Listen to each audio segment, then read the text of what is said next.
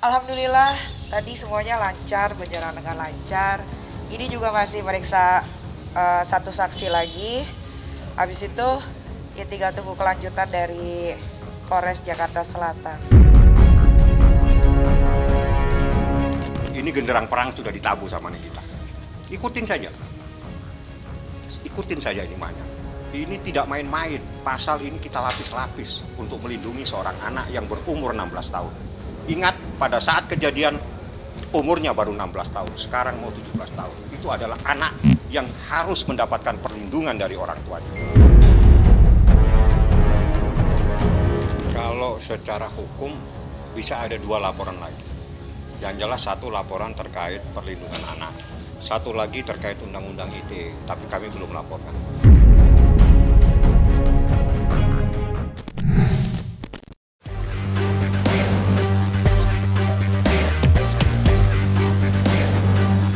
Pada tanggal 17 September 2024 kemarin, selebritis ternama Nikita Mirzani kembali menyambangi Polres Metro Jakarta Selatan untuk menjalani pemeriksaan dan menindaklanjuti terkait laporannya terhadap sosok VAB.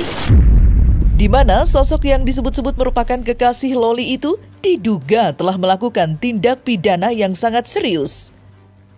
Dalam pemeriksaan itu sendiri, Nikita Mirzani hadir bersama Fahmi Bahmid selaku kuasa hukumnya.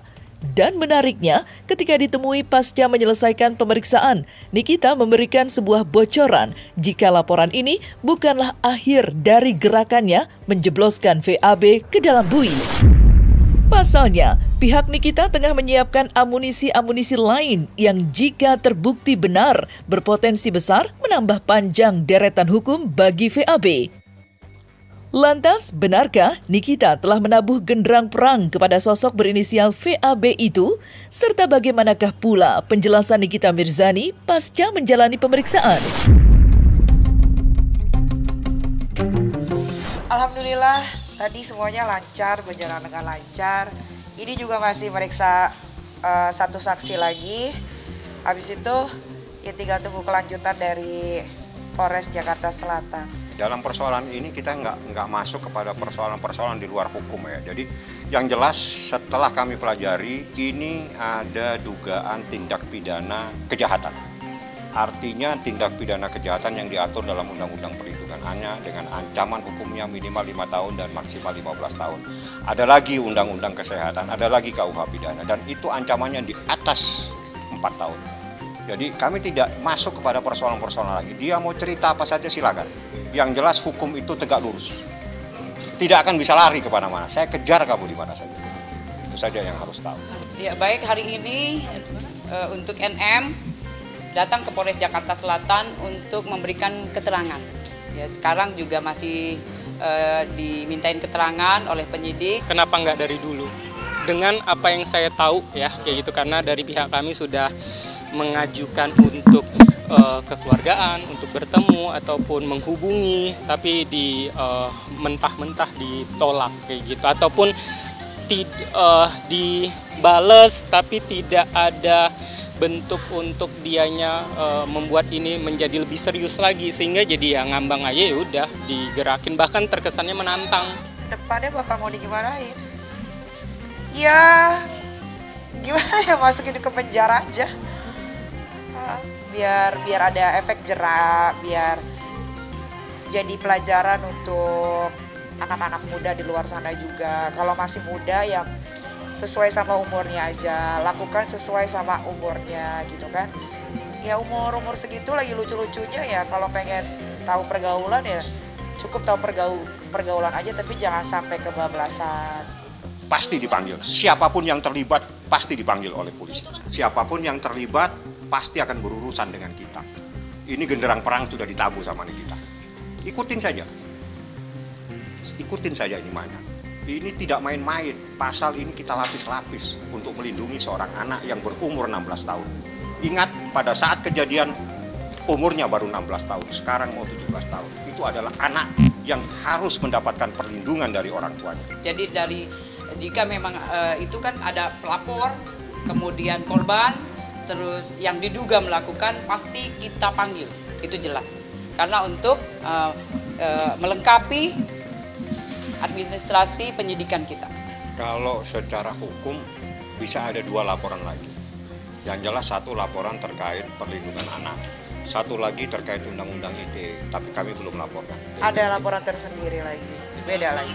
Tetap nih kita pelapornya, terlapornya ada seseorang. Apapun yang terjadi, ini ada anak di bawah umur dan tunduk pada undang-undang perlindungan anak. Anak yang di bawah umur menjadi tanggung jawab orang tuanya, sehingga orang tuanya punya hak untuk melaporkan. Dan ini pembelajaran buat semua. Jangan takut membuat laporan di kantor polisi untuk melindungi anak sendiri. Jadi ini adalah tindakan seorang orang tua untuk melindungi anak. Ini bukan main-main. Tidak gampang Niki datang dari rumahnya membuat sebuah laporan. Kalau dia tidak sayang sama anaknya, dia tidak berdiri di sini. Itu yang harus dipahami. Tak main-main memang upaya keras Nikita Mirzani untuk menjebloskan VAB ke balik jeruji besi.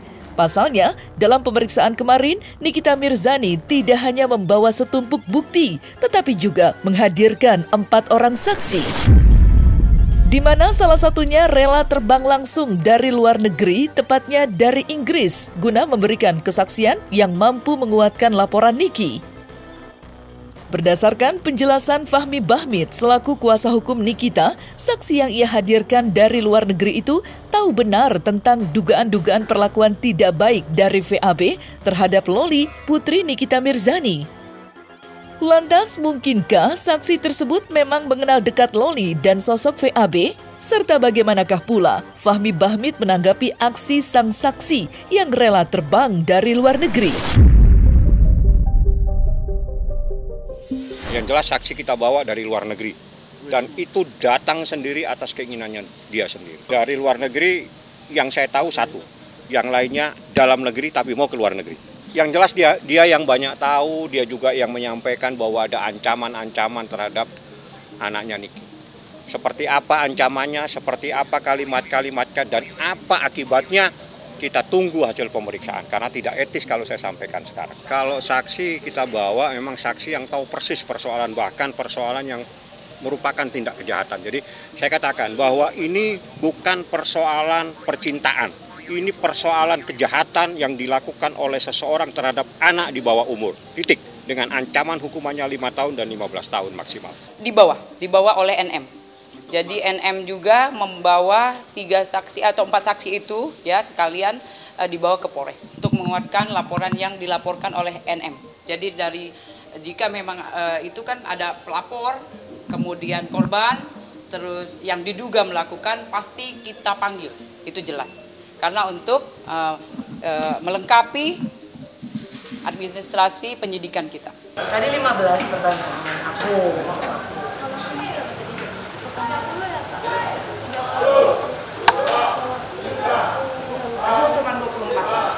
Ini tindak pidana perlindungan anak, tidak boleh dijelaskan. Yang bisa menjelaskan penyidik di atas, ya, karena itu memang sesuai dengan aturan di undang-undang perlindungan anak. Mereka orang-orang yang simpati kepada Nikita, sehingga dia datang sendiri dari luar negeri, ada datang semua meluangkan waktunya untuk memberikan keterangan. Sebatas itu saja, materinya ada di atas. Bukti banyak sekali yang kita bawa, salah satunya adalah saksi dan bukti-bukti video yang kalau Anda melihat videonya, Anda pasti yakin bahwa ada sesuatu yang terjadi di sana. Bukti-bukti ada foto, ya, kemudian ada saksi yang diajukan 3 orang. Nah itu semua nanti dijadwalkan untuk dimintain keterangan dari penyidik. Jadi berdasarkan data yang ada, kami punya bukti. Bukti itu harus dikonver dengan bukti yang lain, dan itu menjadi materi proses pemeriksaan. Dan unit PPA ahlinya di bidang ini, karena ini adalah tindak pidana yang diatur dalam Undang-Undang Perlindungan Anak. Jadi unit PPA yang paling ahli di bidang ini. Bagaimana dalam memproses dugaan terkait tindak pidana ini. Ini peristiwa yang dilaporkan oleh pelapor. Inilah yang selanjutnya didalami oleh rekan-rekan dari Polres Metro Jakarta Selatan. Ya. Didalami dalam langkah penyelidikan untuk melakukan pengambilan keterangan dari korban, saksi-saksi, cek TKP, olah TKP, nanti terlapor juga dipanggil, melihat barang bukti untuk dilakukan pendalaman apakah peristiwa yang dilaporkan ini ada dugaan tindak pidana atau tidak. Di sisi lain, langkah tegas Nikita Mirzani yang telah menabuhkan genderang perang nampak mendapatkan dukungan dari Dr. Oki. Pasalnya, dalam pemeriksaan kemarin, dokter sekaligus pengusaha brand kecantikan itu turut hadir di Polres Jakarta Selatan. Dan dalam kesempatan yang sama, Dr. Oki pun menyempatkan waktu untuk memberikan penjelasan terkait aksinya beberapa saat lalu, di mana ia sempat berusaha mencari jalan tengah dari polemik panas ibu dan anak itu agar kata damai dapat segera terucap. Sebelum akhirnya Dr. Oki dibuat gigit jari dan niat baik itu harus terhenti di tengah jalan. Lantas, seperti apa penjelasan Dr. Oki? Jadi ceritanya tanggal 29 saya ngehubungin pihak Loli secara pribadi via email dan via DM Instagram. Itu tidak dibalas sama sekali. Tidak dibalas sama sekali. Saya sudah mengechat dengan bahasa yang baik-baik sekali, dan itu saya pastikan kalau di tanggal akhir Agustus itu dia menjawab dengan baik-baik, saya pastikan dia pulang ke rumah. Saya pastikan kalau dia tidak pulang ke rumah, saya pastikan 1.000.000% dia tinggal sama saya, dan saya jamin biaya hidup dia. Itu saya jamin, dan itu sudah saya sampaikan ke dianya. Lalu ya namanya mungkin dianya masih ego ataupun apa. Di tanggal 6 September saya hubungin lagi. Itu hari Kamis atau hari Jumat saya lupa, 6 September itu saya hubungin lagi. WA saya diblok. Jadi centang 1. Sebelumnya centang 2, yang ini centang 1. Ya saya nggak mau putus asa, saya tetap hubungin via email, tetap tidak ada balasan. Saking seriusnya saya untuk mendamaikan ini semua, karena menurut saya pada saat itu Nikita Mirzani sudah membuka tangan dia untuk anaknya. Walaupun kalau kalian tahu mulutnya sesadis-sadis itu, sejahat-jahat itu, tetap hati seorang ibu tidak ada yang tahu besar hatinya. Nih gue kasih tahu buat kalian ya. Niki sudah mulai melunak. Gue kasih tahu sama lo nih, gue buka nih. Gue buka. Tadinya dia marah, ngamuk. Udah Dokter Oki nggak usah ngebela-belain ya. Pasti gitu. Tapi sekarang Niki sudah melunak ketika Dokter Oki itu mau bilang ke Niki kalau dia itu bersedia mau mengasuh si Loli ya. Niki mengizinkan. Lalu saya chat Fadel, ini pertanyaan tadi. Saya chat Fadel di tanggal 6 September, tidak ada balasan. Saya di situ chat panjang sekali ya. Bahkan saya bilang terserah kalau seandainya mau ditemanin pun juga nggak apa-apa kayak gitu. Lalu karena tidak ada diindahkan, saya upload viral di media sosial. Di tanggal 7 September malam dia jawab. Gitu. Jadi kalau seandainya dia jawab, saya akuin dia jawab. Tapi setelah viral dulu ya, jadi harus digarisbawahi dulu, setelah viral dulu, dia jawab di 7 September, bahasanya sangat baik sekali, sangat sopan. Waktu itu saya tetap dipanggil Om, jadi saya serasa udah tua, saya dipanggil Om. Bahasanya sangat baik sekali, dia bilang iya nanti dicari waktunya, ketemu. Saya bilang minggu depan ya, saya bilang dalam range minggu depan ini, jadi saya kasih waktu 7 hari, kayak gitu. Lalu di tanggal 6, dianya di tanggal 6 saya chat. Lalu di tanggal 7, kalau nggak salah, si Loli membuat video klarifikasi. Di situ kalau kalian ingat yang dia buat di video malam-malam, di situ Nikita Mirzani murka semurka-murkanya.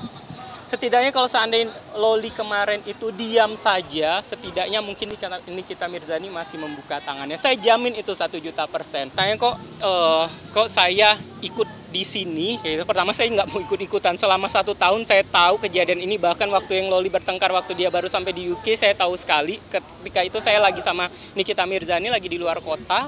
Dia buat video YouTube lain-lain, saya tahu, tapi saya diam. Karena menurut saya ini peristiwa ibu dan anak. Mau gimana pun bertengkar tetap ibu dan anak, bener kan? Ngapain kita ikut-ikutan? Tapi di sini saya ngeliat kok makin kurang ajar pada dasarnya. Ini anak sangat baik sekali, sangat sopan, sangat pintar. Tapi saya nggak tahu nih pengaruh lingkungan kenapa. Jadi saya tidak mau menyalahkan Loli ya. Yang saya tahu itu anak baik, anak itu pintar. Nggak tahu pengaruh lingkungan. Nah lingkungan ini yang kita tanda tanya. Lingkungan waktu dia di UK yang numpangin dia, itu pertanyaan ya. Saya bertanya, apakah lingkungan dia yang sekarang? Jadi saya sampai detik sekarang saya tidak mau menyalahkan Loli kayak gitu, karena yang saya tahu sebelumnya Loli anaknya baik. Saya nggak tahu orang sekitarnya karena saya tidak kenal. Jadi saya berhak untuk menjudge orang yang lain karena saya nggak kenal.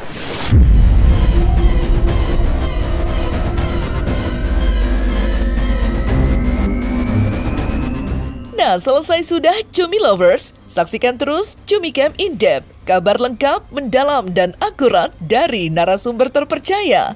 Dan jangan lupa untuk like, subscribe, dan juga share channel YouTube Cumi Cumi.